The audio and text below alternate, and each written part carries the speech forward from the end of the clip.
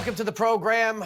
I'm your host, Andrew Wilkow. It's 8 p.m. here at Ground Zero. And where I'm sitting could be named the epicenter of death to America and lawfare, because Trump is on trial just a couple blocks from here. And yesterday we had the Wall Street protest that wasn't Occupy Wall Street, but it might as well been because it's the same people. Zuccotti Park is next door, if you remember Occupy. Representative Dan Goldman, this guy is making Adam Schiff look like Mr. Genuine. Here he is saying that Alvin Bragg will not politicize Trump's case. DA Bragg will treat this case with the respect that the justice system deserves. He will only speak through his prosecutors in court and court documents. You will not see any press conferences. He will not politicize this. He will let the facts and the evidence speak as to whether they are applied sufficiently to the law to get a conviction.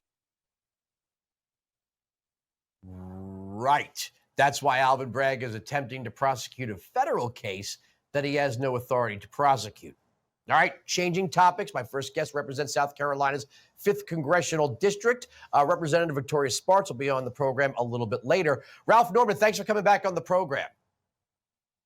My pleasure. Glad to be with you, Andrew.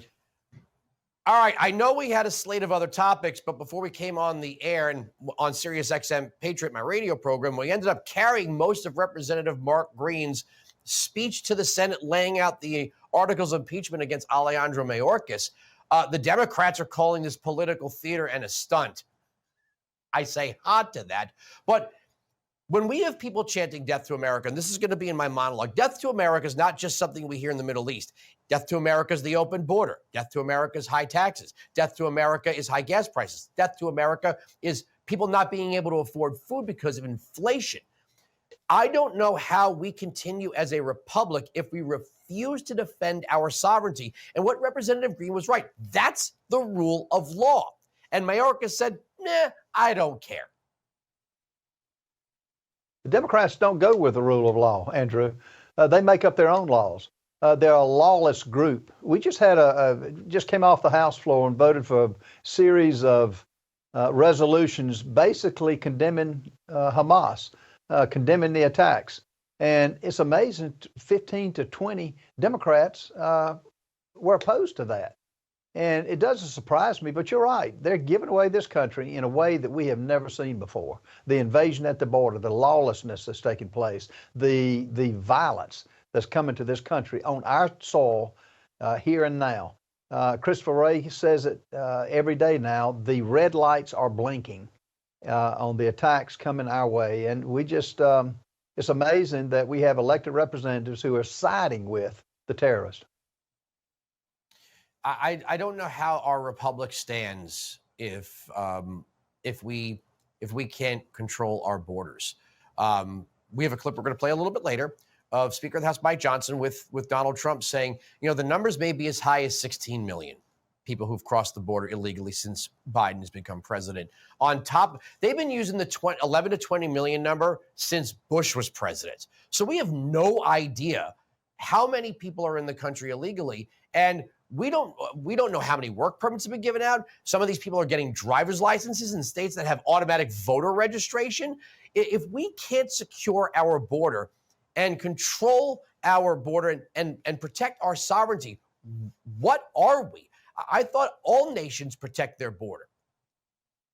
Well, that's what it should be. We should protect America's border.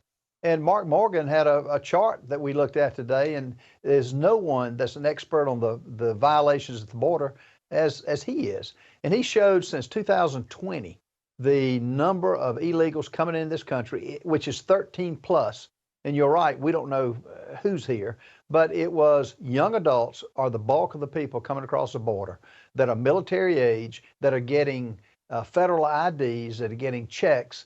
And you know, the fact that it's not if we're going to have an attack, it's when. And so this is a national threat, and that's what we tried to relay to Speaker Johnson today. Nothing precedes securing our border and taking a stand. And as Mike Johnson said when he became Speaker, the hill to die on is protecting the border.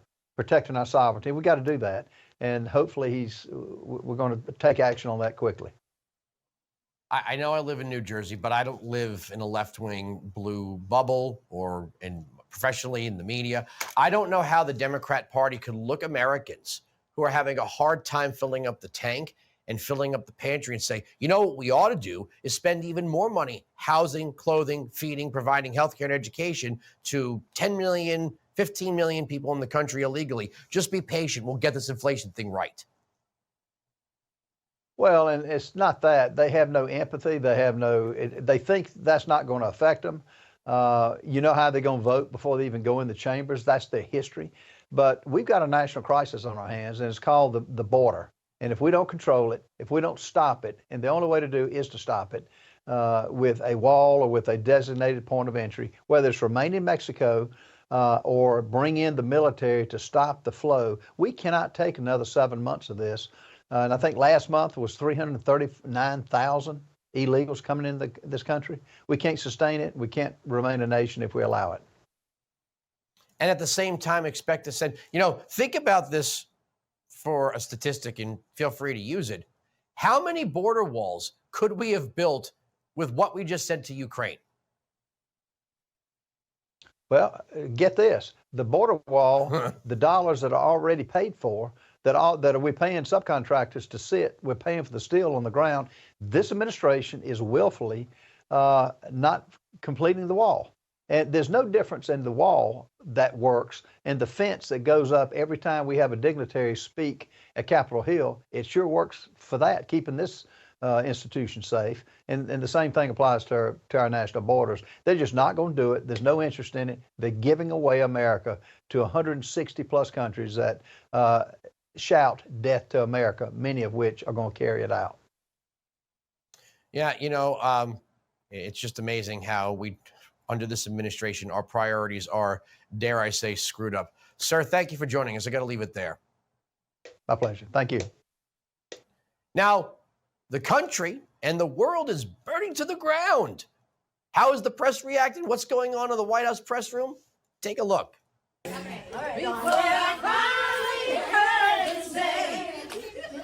It's a different world. Ooh, the way it come from. Here we go.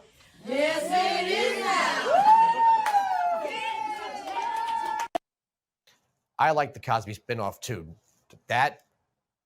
My argument's next.